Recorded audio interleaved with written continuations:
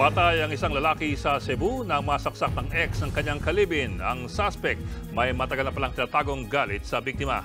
Nasa frontline balitang yan si John Aroa.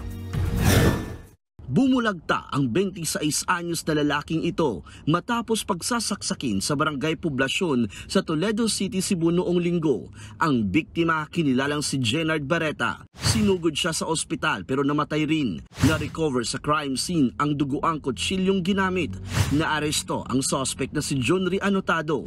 Sa investigasyon, nag-inuman sina Barreta at Anotado nang biglang dumating ang ex ni Anotado na ngayoy ka-live-in ni Barreta. Nagtalo ang suspect at ang dati niyang asawa hanggang sa nag-amok si Anotado at kumuha ng kutsilyo para saksakin ang ex. Pero pumagit na si Barreta at siya ang nasaksak sa dibdib.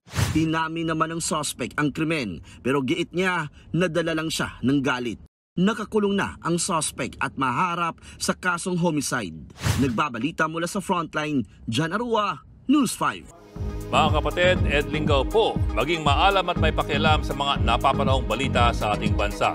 Para sa mas malalimang pagtalakay at paghimay sa mga issue at headlines, tumutok lamang at pag-subscribe sa social media pages ng News 5.